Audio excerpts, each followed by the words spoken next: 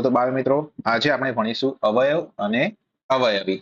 તો અવયવ કોને કહેવાય અને અવયવી કોને કહેવાય તમને ખબર છે? નથી ખબર? તો ચાલો શીખીએ આજે આપણા પાઠના અંદર। તો પ્રથમ આપણે જોઈશું અવયવ। હવે અવયવ એટલે એનો બીજો એક અંગ થાય છે। અવયવ એટલે અંગ પણ કહી શકાય। અવયવ એટલે અંગ। હવે આ અંગ શબ્દ તમે ક્યાં સાંભળ્યો હશે? અંગ શબ્દ સાંભળ્યો હશે તમારા પર્યાવરણના વિષયમાં। કોઈ માણસ છે, આપણે એક માણસ લઈ લઈએ, બરાબર છે? તો તમે ત્યાં જોયું હશે કે માણસના અંગો કયા કયા છે? હાથ, પગ, ધડ, આ બધા થશે એક માણસના અંગ। અંગ એટલે કે અવયવ।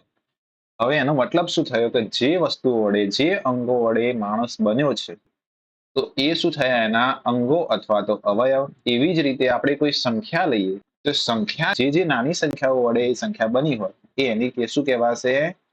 એ એના અવયવ કહેવાશે। ચલો હવે જોઈએ કે એ અવયવ શોધવાના કઈ રીતે। જો અહીંયા શું કહે છે?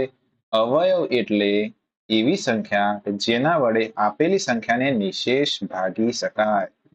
બરાબર? કોઈ પણ સંખ્યા આપેલી હોય એને જે સંખ્યા વડે, જેના વડે આપણે નિશેષ ભાગી શકીએ એ બધા એના શું કહેવાય? અવયવ। અથવા તો શું કહે છે? સરળ ભાષામાં સમજીએ તો આપેલી સંખ્યા જે સંખ્યાના ઘડિયામાં આવતી હોય એને એના અવયવ કહેવાય। તો નીચેનું જે છે તમને એકદમ ઈઝી પડશે। શું કહે છે? આપેલી સંખ્યા જે સંખ્યાના ઘડિયામાં આવતી હોય એ એના શું કહેવાશે? અવયવ। બરાબર? એક ઉદાહરણ લઈએ। આપણે અહીંયા શું કરીએ? 8ના અવયવ લખીએ। બરાબર? ચલો 8ના અવયવ લખીએ તો શું કહે છે?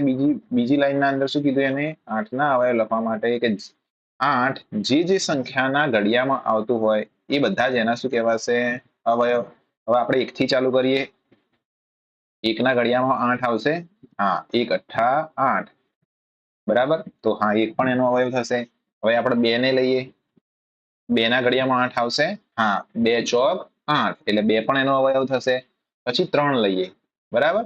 તો 3ના ઘડિયામાં આવશે? ના, 3 દુ 6 અને 3 તરી 9 થઈ જાય। 3ના ઘડિયામાં 8 આવશે નહીં એટલે 3 એનો અવયવ થશે નહીં। પછી આપણે લઈશું 4।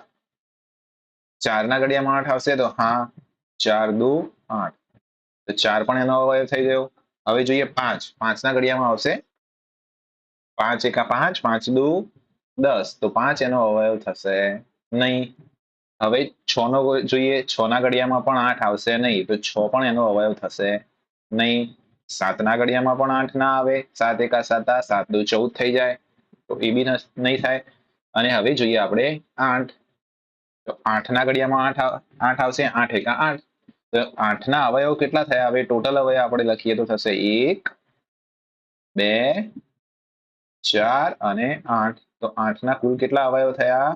1, 2, 4 અને 8 ટોટલ 4 અવયવ થયા। ખબર પડી અવયવ કઈ રીતે શોધવાના?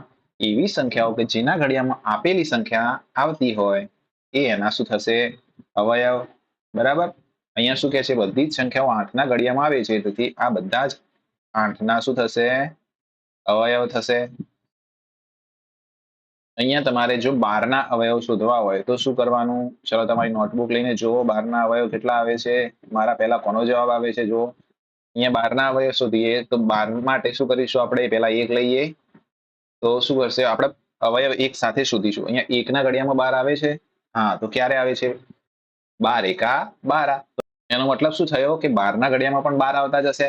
12 એકા 12 તો આપણે બંનેને સાથે લઈ લઈએ। 12ને પણ લઈશું અને 1ને પણ લઈશું। 2 આવી ગયા। હવે જુઓ 2નો ઘડિયો લો। 2ના ઘડિયામાં 12 ક્યારે આવે છે? 2 પંચા 10 અને 2 છગ 12 2 છંગ 12 તો 2ના ઘડિયામાં 12 આવશે અને 6ના ઘડિયામાં પણ 12 આવશે। 6 દુ 12 અને 2 છંગ 12 તો આ બંને એના અવયવ થયા। 2 અવયવ મળતા જાય છે દરેક ઘડિયામાં। ઓકે, 2 થઈ ગયા। હવે આપણે 3ને લઈએ તો 3ના ઘડિયામાં 12 ક્યાં આવશે? 3 એકા 3, 3 દુ 6, 3 તરી 9, 3 ચોક 12। બરાબર? તો 3 ચોક 12 અને 4 તરી 12 પણ થશે।